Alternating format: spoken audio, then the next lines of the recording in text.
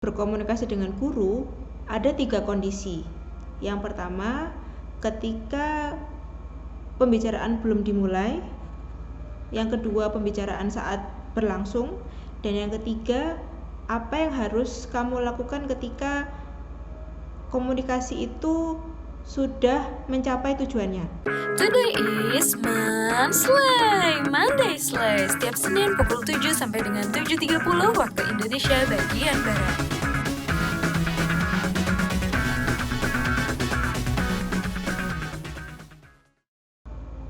Assalamualaikum warahmatullahi wabarakatuh.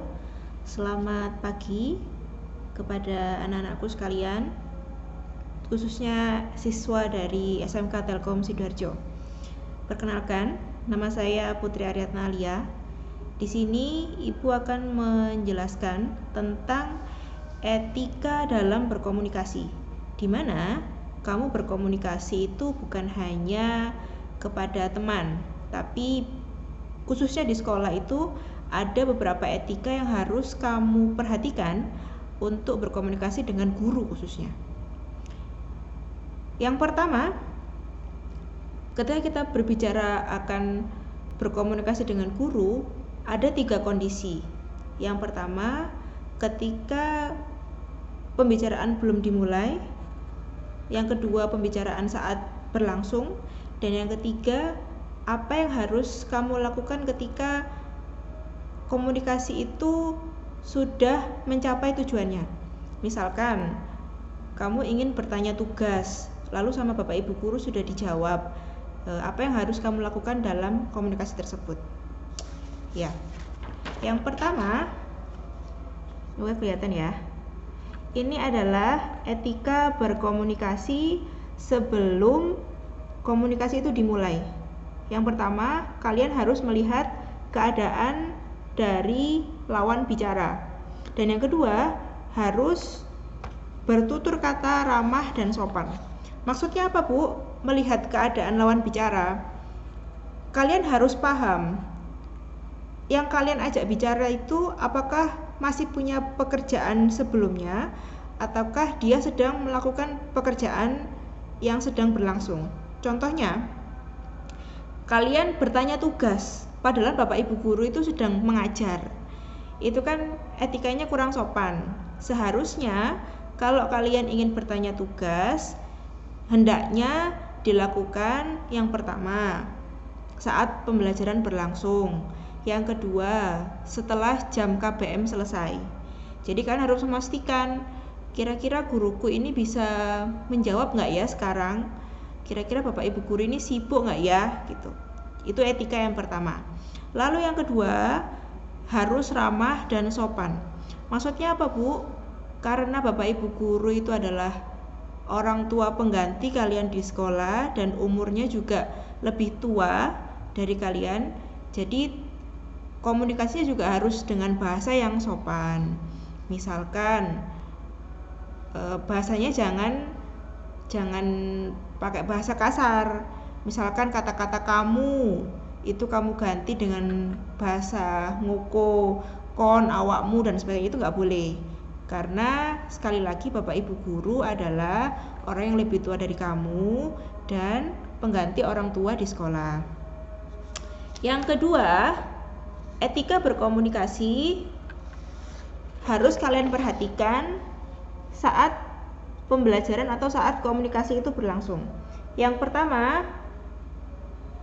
tatap mata lawan jenis atau lawan bicara kalian. Maksudnya apa, Bu? Agar kita menghargai orang yang kita ajak bicara, hendaknya kalian harus melihat matanya. Misalkan, Bu, tapi saya nggak berani menatap matanya Bapak Ibu guru, saya takut. Ya sudah, jangan dilihat matanya. Tips dan triknya, lihatlah bagian di atas bola mata. Jadi kamu bisa lihat dahinya, bisa lihat hidungnya, tapi arahkan tatapan matamu itu tetap mengarah ke depan. Jadi bukan menunduk, bukan noleh kanan noleh kiri. Itu artinya adalah kalian menghargai lawan bicara kalian. Itu yang pertama ya, ketika berkomunikasi secara langsung. Yang kedua, jaga artikulasi. Masih ingat ya? Yang kedua adalah jaga artikulasi, intonasi, dan tempo bicara. Artikulasi itu apa, Bu? Artikulasi adalah lafal bicara kalian.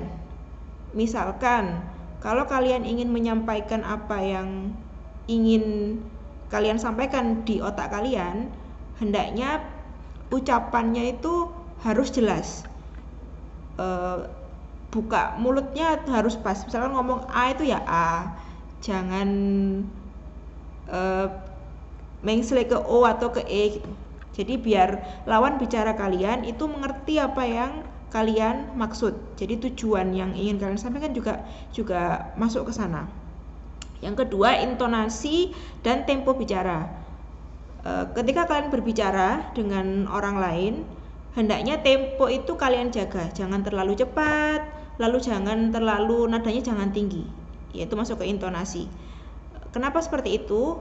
Agar bisa mengerti bahwa orang yang kalian ajak bicara itu merasa dihargai, sehingga feedbacknya juga enak ke kamu. Itu yang kedua, yaitu jaga artikulasi, intonasi, dan tempo bicara. Yang ketiga adalah dengarkan juga. Jadi ketika kalian sudah menyampaikan tujuan kalian, misalkan, Bapak, Bu, saya ingin bertanya nilai saya berapa, ataukah Bu, saya ingin tanya remedi saya apakah sudah memenuhi atau belum.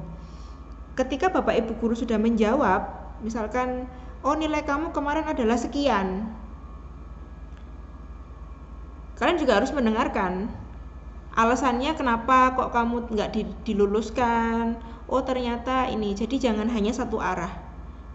Kenapa seperti itu? Agar ada rasa menghargai dan komunikasi feedbacknya juga enak. Itu etika berkomunikasi dalam berbicara secara langsung. Yang ketiga, ini yang biasanya sering dilewatkan oleh kalian, yaitu etika berkomunikasi via medsos atau via HP. Karena mengingat di masa pandemi ini komunikasi kita 90% itu lewat daring atau online.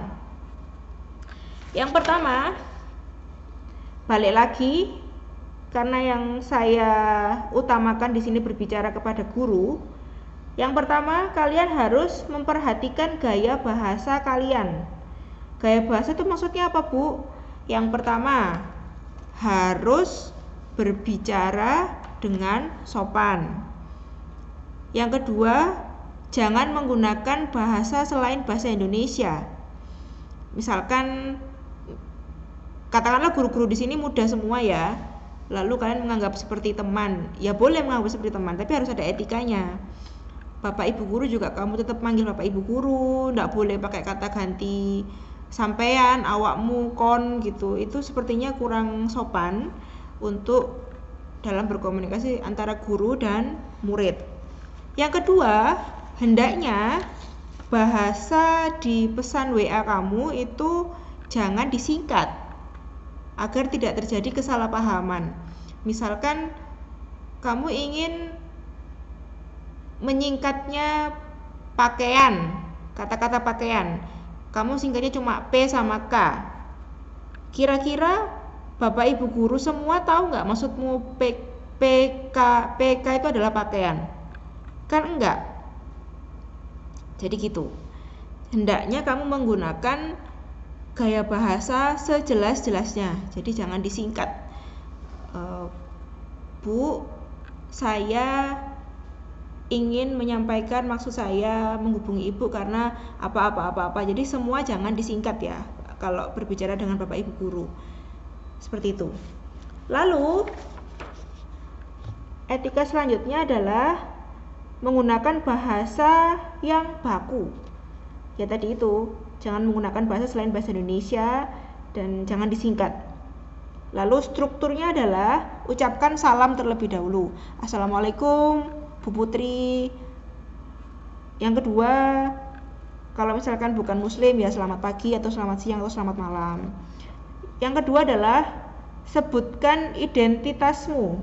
Karena terus terang ini kan masa pandemi, jadi kebanyakan guru-guru itu sepertinya tidak menyimpan nomormu, atau ada yang habis kamu chat langsung dihapus. Jadi hendaknya tata bahasamu atau etikamu itu sebutkan nama kalian atau identitas kalian. Jadi assalamualaikum Bu Putri, perkenalkan saya Aryatna dari kelas TJA 2, seperti itu. Nomor absen sekian. Jadi biar jelas kalau kamu ingin mengumpulkan tugas, Bapak Ibu guru langsung nyatet nilaimu berdasarkan absenmu yang sudah kamu sebutkan tadi. Yang ketiga,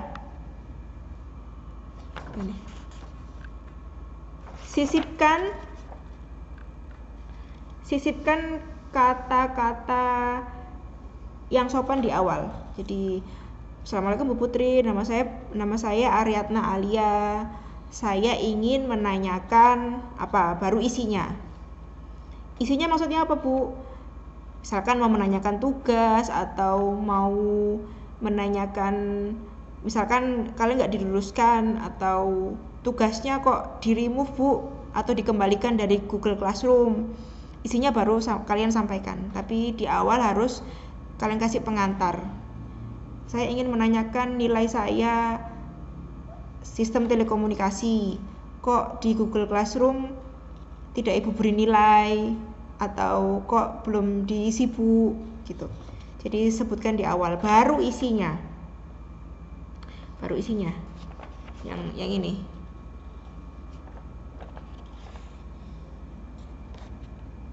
Yang ini baru isinya. Isinya apa? Kamu tanyakan maksud dan tujuanmu apa. Misalkan kalian ingin, Bu, mbok ya dirubah nilai saya akan melakukan tugas saya lebih baik lagi dengan ini, baru sampaikan. Yang terakhir, jangan lupa ucapkan terima kasih. Jadi setelah kamu sampaikan maksudmu, jangan lupa bilang terima kasih. Nanti kalian tunggu beberapa saat, syukur-syukur langsung dibales. Setelah itu baru kita bicara etika berkomunikasi setelah dijawab. Jadi setelah Bapak Ibu guru itu menjawab maksud dan tujuan atau pertanyaanmu, jangan lupa yang pertama, kerjakan tugas yang sudah dibicarakan dalam pesan tersebut. Misalkan, Bu, saya pengen nilai saya itu ya ditambahi, jangan 75 jadi 85. Ya udah, lakukan apa yang diminta sama Bapak Ibu guru, karena Bapak Ibu guru mengasih kalian tugas itu sebetulnya juga niatnya baik agar kalian bisa lebih mengerti materi yang disampaikan. Dan setelah Bapak Ibu guru ngasih tugas kamu kerjakan, di akhir pembicaraan hendaknya kamu ngomong, baik Bu, terima kasih atas waktu dan kesempatannya, dan mohon maaf apabila saya ada salah-salah kata. Wassalamualaikum warahmatullahi wabarakatuh. Seperti itu. Itu adalah cara kita atau salah satu cara kita untuk lebih menghargai lawan bicara kita, terutama Bapak Ibu guru. Kalau misalkan etika dalam komunikasi dengan teman, itu ya beda lagi. Tapi karena kita adalah orang yang berpendidikan, ya kalau ngomong harap yang sopan, jangan bicara dengan nada yang keras atau pakai bahasa yang kasar. Saya harap anak-anak saya, siswa-siswi SMK Telkom Sidoarjo, tidak ada yang seperti itu. Karena menurut penelitian, EQ itu lebih besar daripada IQ. Maksudnya EQ itu apa, Bu? EQ itu emotional quotient. Kenapa seperti itu? Karena dalam pengelolaan emosi itu lebih dibutuhkan daripada orang yang memiliki kepintaran lebih. Kenapa seperti itu, Bu? biasanya ketika terjun di lapangan itu kesabaran itu lebih penting daripada ilmu yang kamu punya. Oleh karena itu banyak orang-orang yang IP-nya 4 kalau kuliah itu banyak yang tidak mendapat pekerjaan karena mungkin dia kurang ketika dites EQ-nya itu lebih rendah daripada yang lain. So harapan saya siswa-siswa SMK Telkom Sidoarjo adalah anak-anak yang beretika dan tahu menempatkan diri ketika berkomunikasi dengan siapa, khususnya dengan orang yang lebih tua kalau di sekolah yaitu Bapak Ibu guru. Dan ketika sama teman-teman sejawat itu ya jangan menggunakan bahasa yang kasar, jangan menggunakan bahasa yang tidak enak didengar atau kata-kata yang istilah-istilah yang nggak enak. Saya harap anak-anakku tidak seperti itu ya. Dan kalau dibilangin sama Bapak Ibu guru harap didengarkan. Jangan langsung ditinggal pergi. Jangan langsung aku nggak senang sampai guru iki. Jangan. Bagaimanapun juga itu Bapak Ibu guru kalian yang harus kalian hormati selaku guru di sekolah. Gitu ya. Yang terakhir adalah saya akan menjelaskan apa itu etiket berkomunikasi. Etiket berkomunikasi, yang pertama, jangan lupa ucapkan tolong ketika kalian ingin meminta sesuatu dan terima kasih saat meminta bantuan selesai. Seperti tadi yang saya contohkan, ketika Bapak Ibu guru sudah menjawab permintaanmu atau menjawab pesanmu, hendaknya di akhir kata kamu mengucapkan terima kasih atas waktunya Bu, mohon maaf apabila saya ada salah-salah kata, dan ucapkan salam. Dan yang kedua, ucapkan permisi ketika lewat di depan guru. Ya, ini yang sering kalian lupa ini. Poin yang kedua ini sering kalian lupa sepertinya. Ini sering kalian lupa di poin kedua ini.